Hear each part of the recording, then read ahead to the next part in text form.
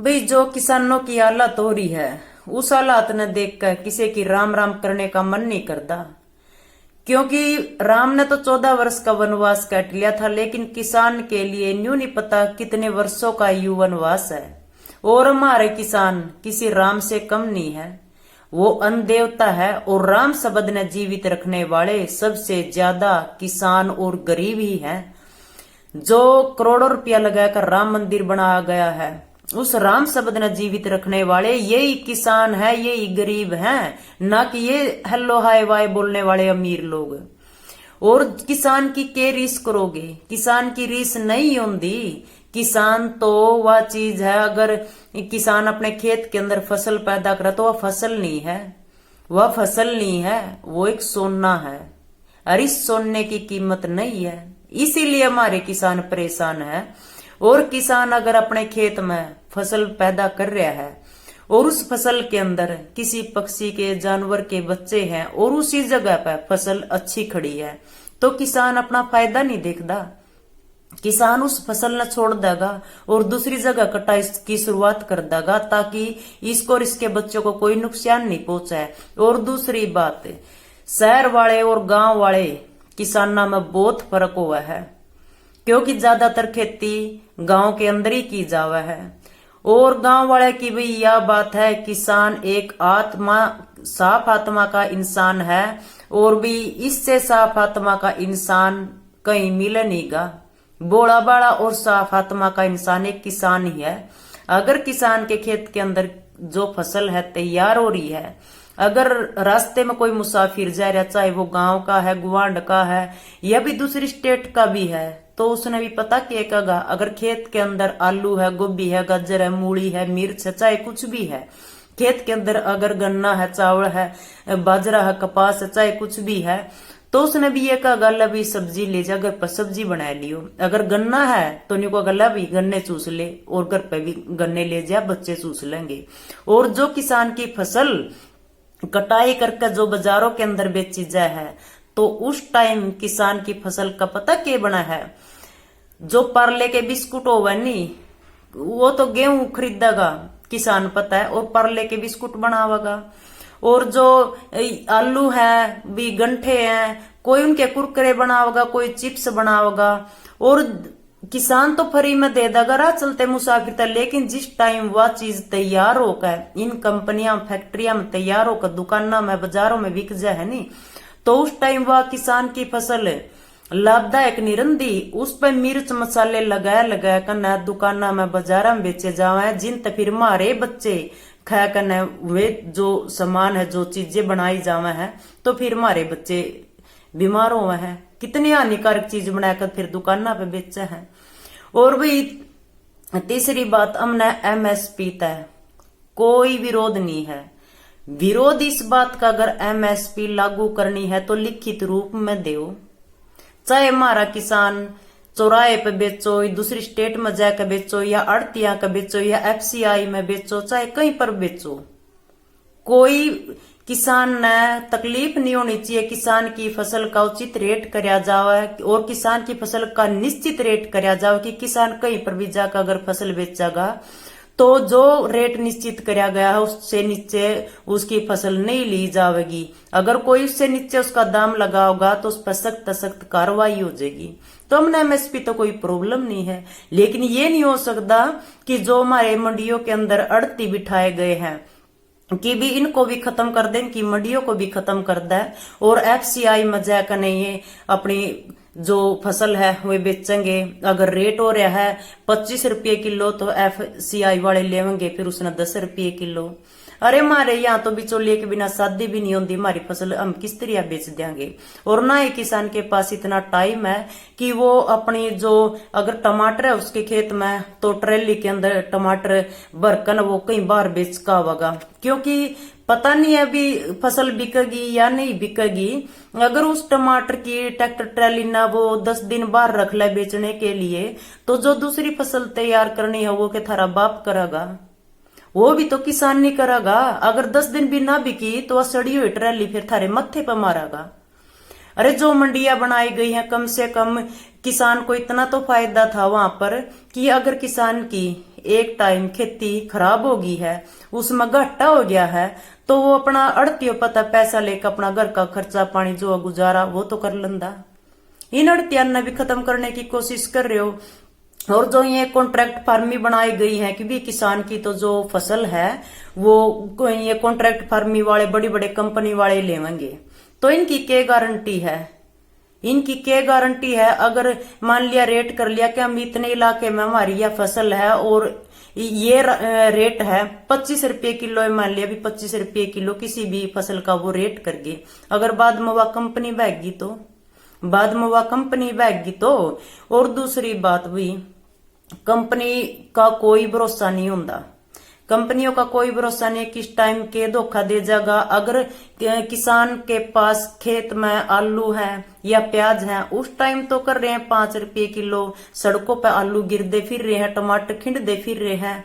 प्याज है वो कर दिया 50 रुपये किलो, और जिस टाइम फिर सरकार के हवाले हो जाए है, जो गोदाम बनाए गए हैं, क्योंकि इनके अमीरों के पास तो सब तरह की फैसिलिटी है, तो इनके पास जाने के बाद वह फसल फिर गंठे का रेट हो जाए है, प्याज का रेट हो जाए 150 रुपये किलो, 200 रुपये किलो, जो आलू है उनका हो जाए 50 रुपये किलो, 60 रुपये किलो।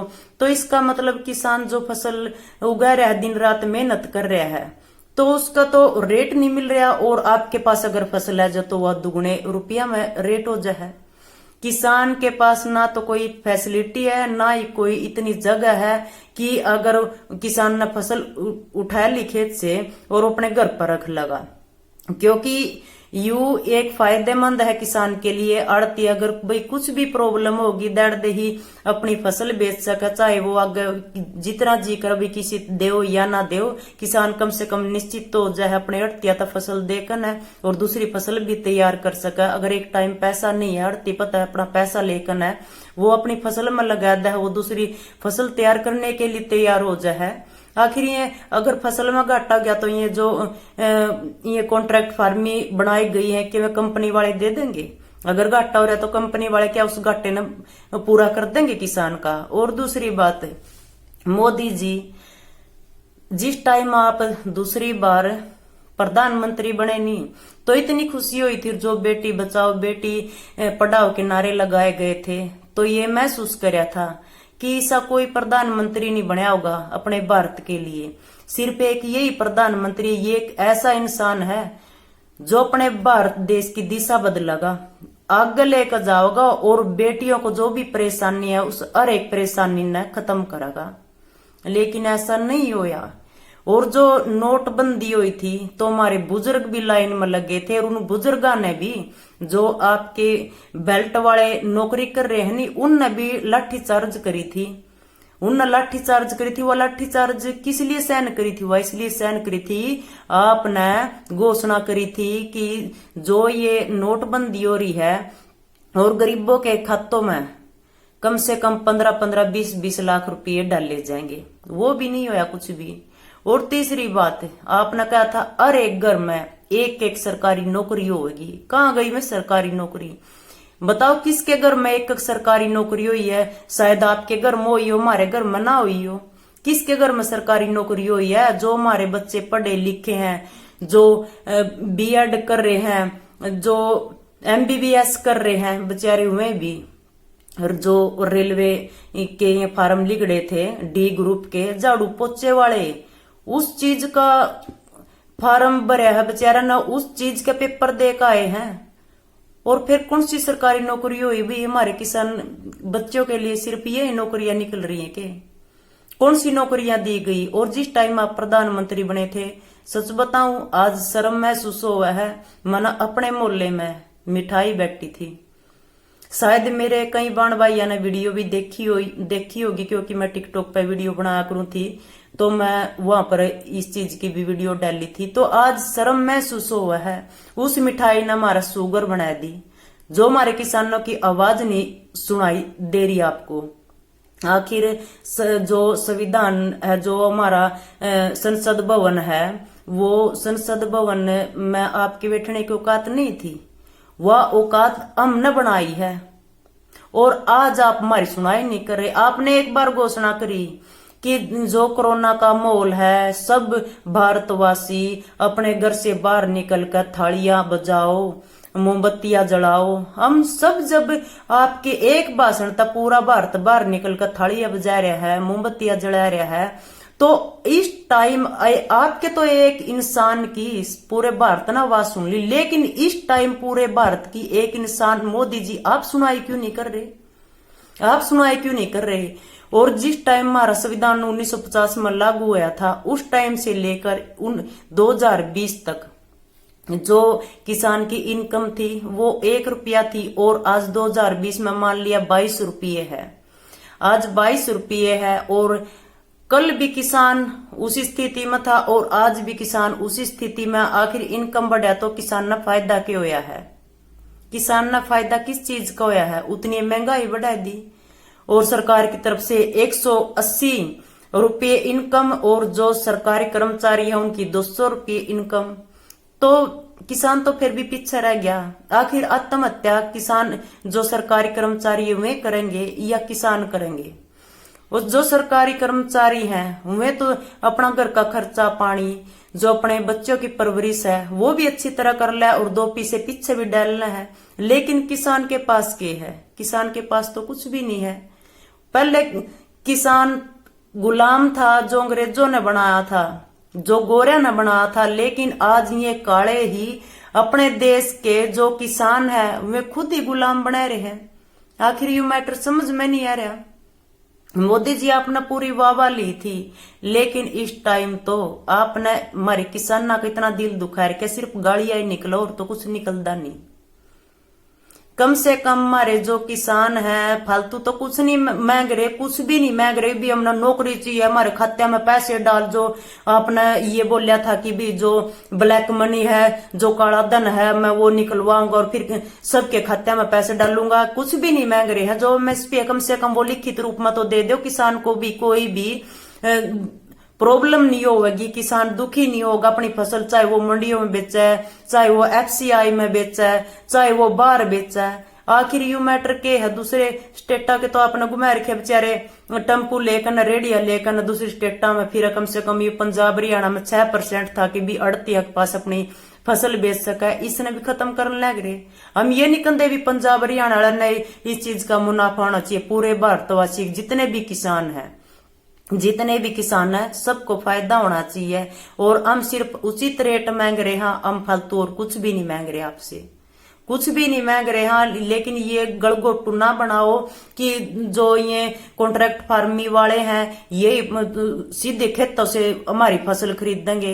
हमने क्या कॉन्ट्रैक्ट फार्मिंग वाले पहले पैसे देंगे अपना ले, भी जो खर्चा है या ठेके पर जमीन लेनी है तो जमीन ले और पैसे ले, कोई दिक्कत नहीं। आपकी फसल में चाहे घाटा हो नुकसान हो, लेकिन आपको जो भी मुआवजा है वो पूरा का पूरा दिया जाएगा जो निश्चित है। ऐसा काम तो ना करो। और आज शर्म महसूस हुआ है। मोदी जी आपने बहुत मीठे कैप्सूल दिए हैं, लेकिन ये मीठे कैप्सूल खा खा हमारे पूरे भारत के किसानों को शुगर हो चुकी है। कम से कम एक कड़वा कैप्सूल दे दो जिस तरह भारत में तय जो किसान है नहीं, जो अन्न देवता का, कम से कम इसका नामो निशान ने मिटा दो। कम से कम कोई आवाज उठाने वाला नहीं रहेगा। मांसाहारी बन जियो, अन्न कोई ना खाइयो, और जोर से किसान के साथ नहीं खड़े हैं। क्या वे सबके सब मांसाहारी है? क्या वे अन्न नहीं खाते? अरे शर्म करो, शर्म करो। या सिर्फ किसान की लड़ाई नहीं है, या हर एक उस इंसान की लड़ाई है जो अन्न खाया करना सोवह रहते, ठीक है नहीं? वह हर एक इंसान की लड़ाई है। और जो हमारे बॉम्बे में एक्टर हैं, और मैं स्पेशल अक्षय कुमार जी को बोलना चाहूंगी, जो हमारे भारत में चाहे कहीं पर भी कोई भी प्रॉब्लम हुई है तो सबसे पहले अक्षय कुमार जी अगले का नहीं पावेगा सहायता करने के लिए, और जवान के लिए सबसे आगे पावेगा अक्षय कुमार। लेकिन किसान के लिए क्यों नहीं? अक्षय कुमार जी हमारे आप फेवरेट एक्टर हो, लेकिन किसान के हक में कोई आवाज क्यों नहीं उठा रहा? जवान के हक में आप आवाज उठा दे हो। जवान के हक में चाहे कितने भी पैसे लगो, चाहे करोड़ों रुपया लगो, तो वो भी देने के लिए तैयार हो जाओ। लेकिन किसान के लिए आवाज क्यों नहीं उठा रहे? क्या किसान किसी का नहीं रहा? कि सिर्फ जो बड़े बड़े ये अंबानी बिरला है, सिर्फ इन्हें का सब कुछ रह गया कि कोई गरीब की आवाज सुनने वाला नहीं रहा? राम राम, जय हिंद, जय भारत, जय जवान, जय किसान। आगे आपकी मर्जी है, जो हमारे किसान आगे से आगे आप टाइम जो रख रहे हो, ये सिर्फ आंदोलन को कमजोर करने वाला काम कर रहे हो कि कहीं ना कहीं से फूट डलेगी और फिर वही काम होगा जो अंग्रेज अपनी नीति अपना कर थे नहीं कि फूट डालो और राज करो। शायद यही मामला अब बनने वाला है कि कहीं ना कहीं से फूट डलेगी, कहीं जाति पाति का विरोध होगा, कोई एक दूसरे की पार्टी का विरोध होगा, कोई कांग्रेसी बताया करना, कोई खालिस्तान के नारे लगाया कर। शायद आंदोलन आप किसी ना किसी तोड़कर जरूर रहोगे, शायद आगे से आगे टाइम इसलिए बता रहे हो। लेकिन हमारे किसान न्यू क्या कर रहा है, आत्मा रुआ रखी है और किसी ने इतना ना डराओ कि उसका डर ही खत्म हो जाए। आज हमारे किसान का डर खत्म हो चुका है, इसलिए आज वो सड़कों पर है। ना कि आप संभाल रहे हो उनके बीवी बच्चे हैं, जो खेत है, जो उनके डांगर पशु है, पक्षी है, ना कि आप संभाल रहे हो। सुनाई कर लो भगवान का नेम।